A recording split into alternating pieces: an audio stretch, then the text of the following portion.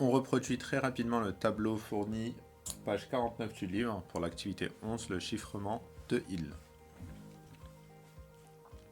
Donc je vais juste recentrer un peu les choses pour avoir la même mise en page.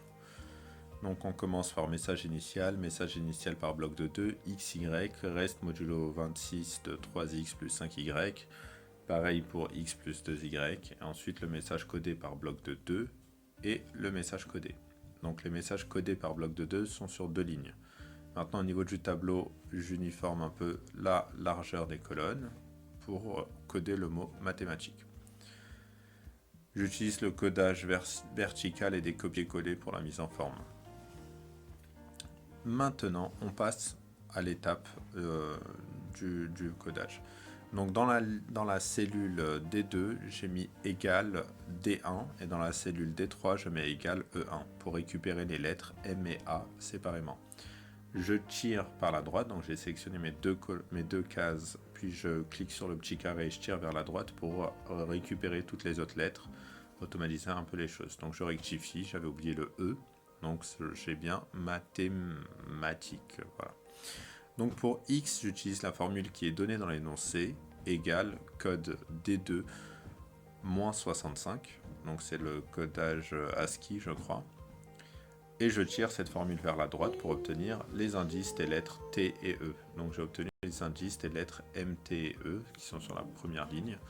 Et je vais faire à peu près la même chose pour obtenir les indices des lettres A, H et M. Donc je copie tout simplement, je tire vers le bas le contenu de la cellule D4 et j'obtiens dans la cellule D4 la formule code D3-65. Je tire vers la droite.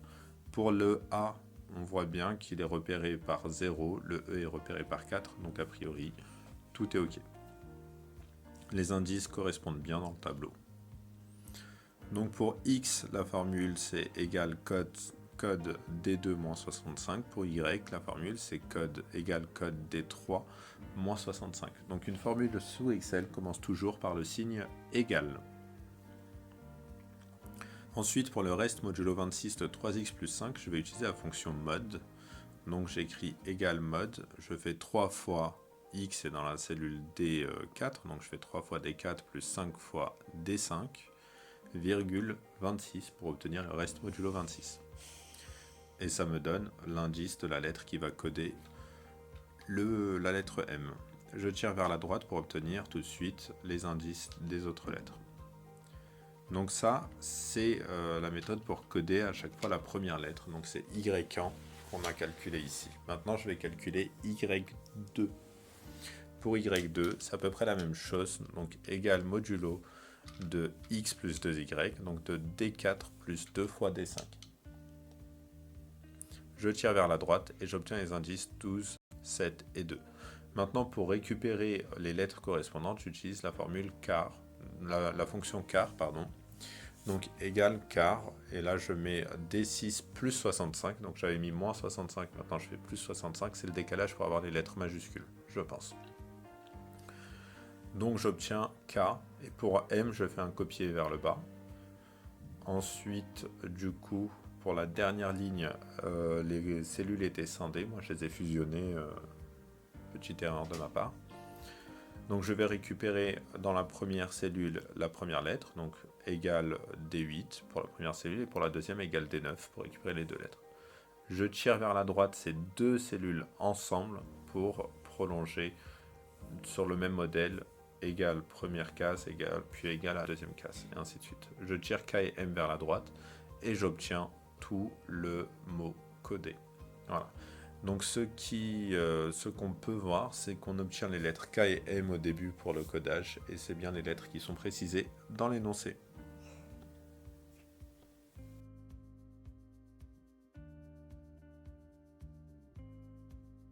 Alors maintenant, on va automatiser un peu le tout.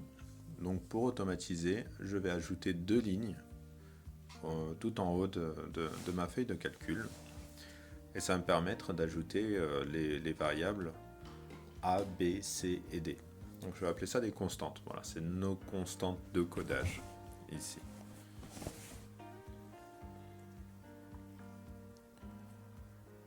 Donc je vais partir avec la même mise en page, voilà, hop, constante, A, B, C et D.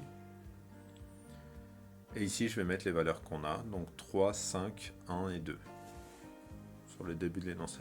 Maintenant le seul endroit où j'ai utilisé les coefficients 3, 5, 1 et 2, c'est au niveau des lignes 8 et 9 dans les formules. Donc je remplace déjà modulo 26 de AX plus BY et donc modulo 26 de CX plus DY pour la ligne 9.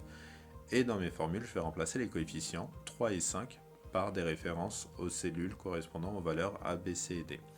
Donc pour le 3, c'est la cellule D2. Je mets un dollar devant le D2 pour être sûr que par copier vers la droite, sa valeur ne change pas. À savoir que pour la cellule sélectionnée, on fait que des copier de manière horizontale, donc c'est la lettre de la cellule qui est sujette à changement. Donc j'ai mis égal, j'ai mis $D2 plus $E2. Voilà. Pour la ligne suivante, donc je vais remplacer le 1 par $F2 fois D6 plus $G2 fois D7. Donc le 2 est remplacé par G2. Voilà. Et pareil, je fais un copier vers la droite pour m'assurer que ça s'applique à toutes les formules. Si je change une valeur, on voit bien que le codage change. Donc c'est bon.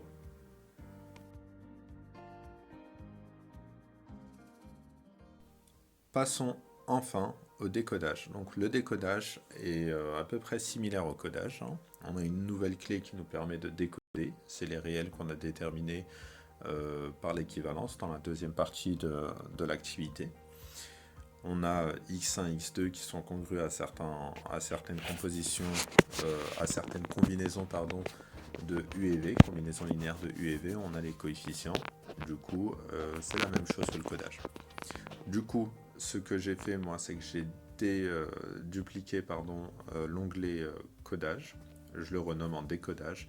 Je vais réadapter un peu ma feuille de calcul. Donc cette fois, ce n'est plus XY qu'on a, mais ce sont U et V, les lettres codées, les indices des lettres codées. Donc je remplace X et Y par U et V. Et de même, je vais remplacer un peu les intitulés dans la partie gauche. Là.